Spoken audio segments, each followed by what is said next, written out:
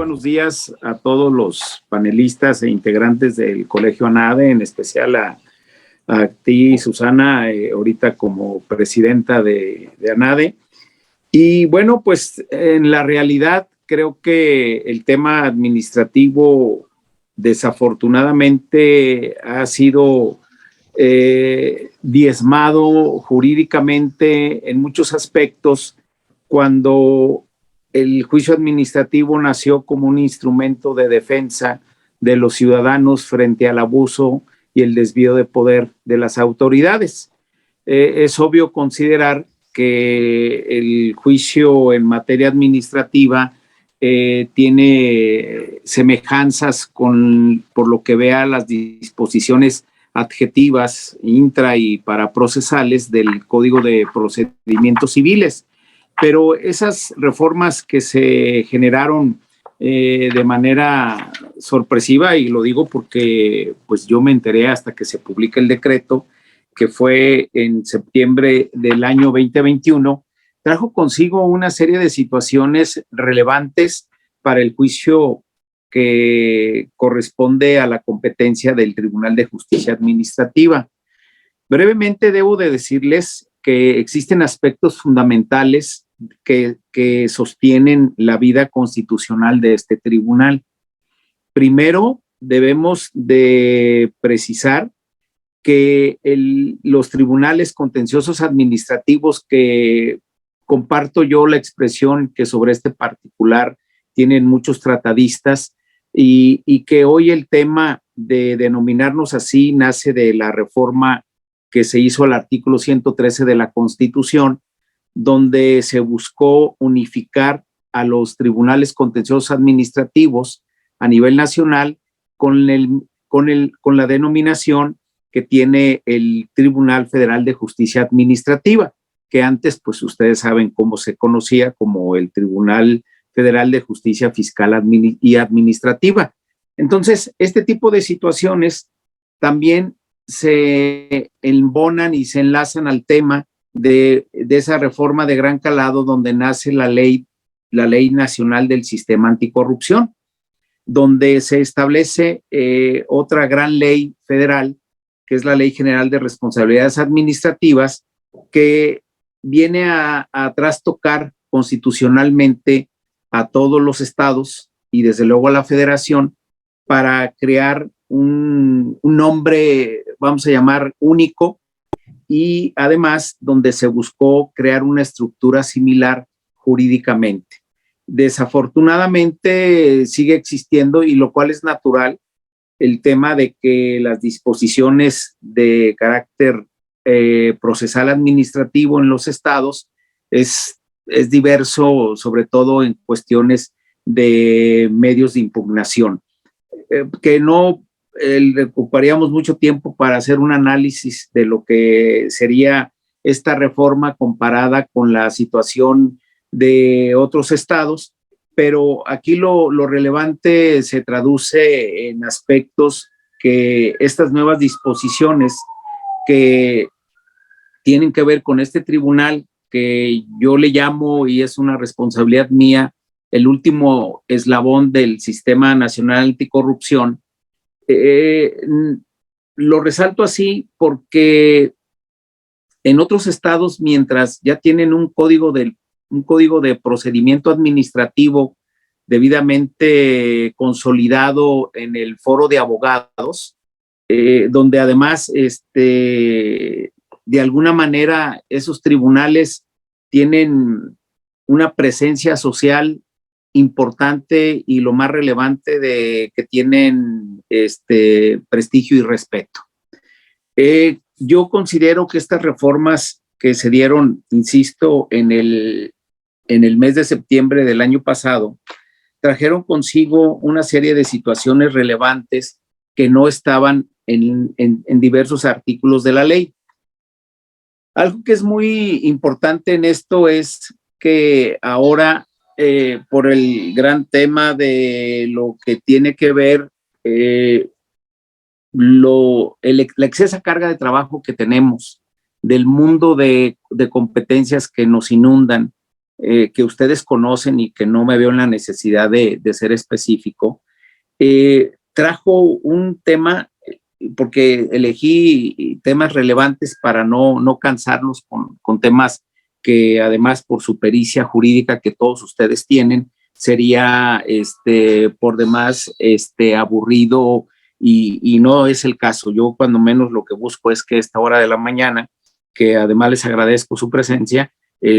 cuando menos empecemos con algo que nos genere alguna inquietud jurídica y nos provoque a generar un juicio de valor sobre lo que voy a expresar.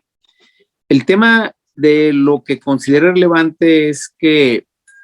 una de las situaciones que acontecían con mucha relevancia y creo que es en beneficio de algunos abogados o de muchos de los abogados que acuden a este tribunal es que, contrario a lo que aduce la codificación en términos generales y la doctrina y la propia jurisprudencia, se crea la posibilidad en el procedimiento a raíz de esta reforma de que la ampliación de la demanda la lleve a cabo el abogado patrono.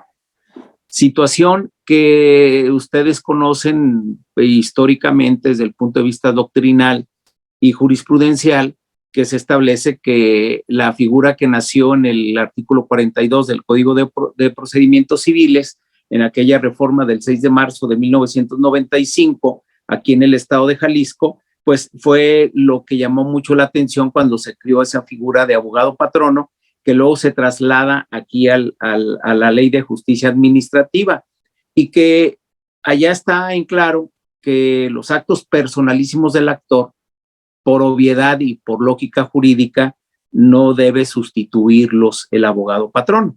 Entonces, entre ellos está el tema de que, bueno, ustedes saben que en materia administrativa no existe la prueba confesional de posiciones y allá se estableció también por jurisprudencia que el pliego de posiciones pues lo tiene que firmar el demandado o el actor o el tercero interesado que participa en el juicio y no el abogado patrono. Pues aquí como decimos, de un teclazo, en el artículo 7 ya se establece en la Ley de Justicia Administrativa, de manera tajante que el abogado patrono puede ampliar la demanda y no se requiere la intervención directa del actor. Porque acuérdense que en la materia administrativa está el tema, bueno, es que no quisieron imitar el nombre de la reconvención, que sería para los que tienen muchos años en el ejercicio profesional, saben que técnicamente estamos ante una reconvención, pero aquí en materia administrativa le llamaron a esta institución procesal como ampliación de la demanda, que esta nace con ciertos candados. Y yo siempre he dicho que la ampliación de la demanda debe de ser una potestad del ciudadano, del demandante, decidir o no, sí o no ejercitarla en el ámbito de sus intereses jurídicos que estime afectados con la contestación de la demanda, y no que esté tasado en un catálogo donde se establezcan ciertos requisitos para poder acceder a una ampliación de la demanda, porque para mí esto significa una limitación a la tutela efectiva de justicia que regula el 17 constitucional. Entonces, pero a pesar de estos pequeños detalles, les dejo aquí en el ámbito de esta plática, pues que ya no deben de preocuparse para ampliar la demanda a los que son abogados patronos en los procedimientos. Por obviedad, aquí también en la reforma hicieron una adecuación también en el tema de los autorizados y del abogado patrono,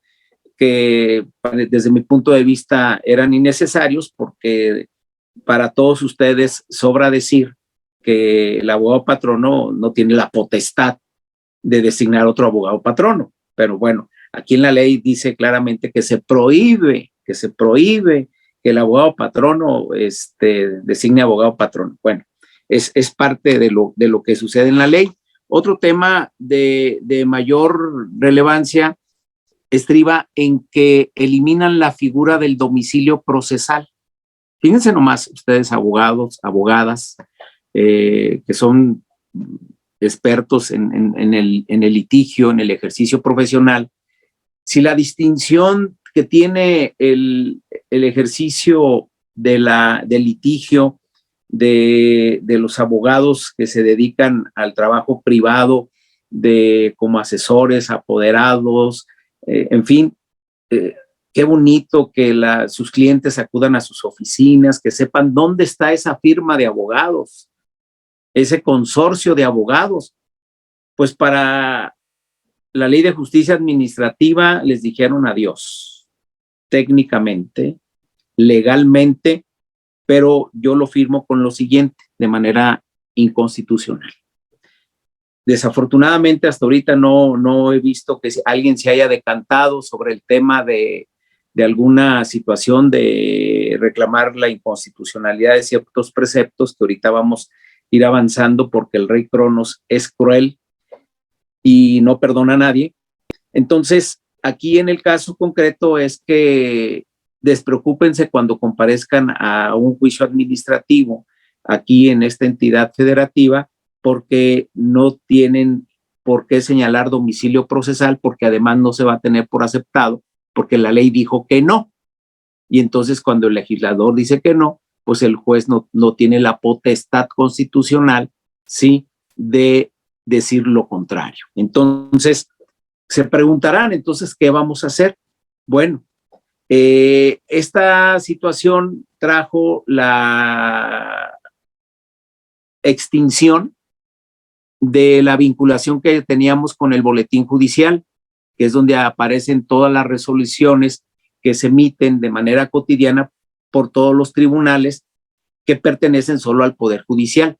Esta es otra de las grandes diferencias, distinciones de las cuales a nosotros nos segregan, nos eliminan, nos extinguen de la integración del Poder Judicial. Quiero decirles que en un tema trascendente, el Tribunal de lo Administrativo del Poder Judicial, como así se denominó en una reforma de abril del año de 1997 a la Constitución Política, esto fue derogado en la reforma del 17 de julio del año 2017, donde desincorporan al Tribunal de lo Administrativo, que incluso tenía la denominación del Poder Judicial. Hago un parteaguas a todos los abogados, creo que más de alguno se percató, lo percibió, que dentro de la imagen del Poder Judicial de 1997, de abril de 1997, hasta el 17 de julio del año 2017, nunca estuvo la imagen del Tribunal de lo Administrativo como integrante del Poder Judicial. Aparecía el escudo del Supremo Tribunal y el del Consejo de la Judicatura. Nunca apareció el Tribunal de lo Administrativo y nunca formamos parte solo en la letra de la Constitución. Bueno, esta situación generó que en esta reforma se establece el rompimiento de nosotros en el boletín judicial, que era donde aparecía todas las resoluciones de todos los tribunales. Habrá que preguntarnos qué sucederá ahora con la creación de los tribunales laborales que se incorporan al Poder Judicial,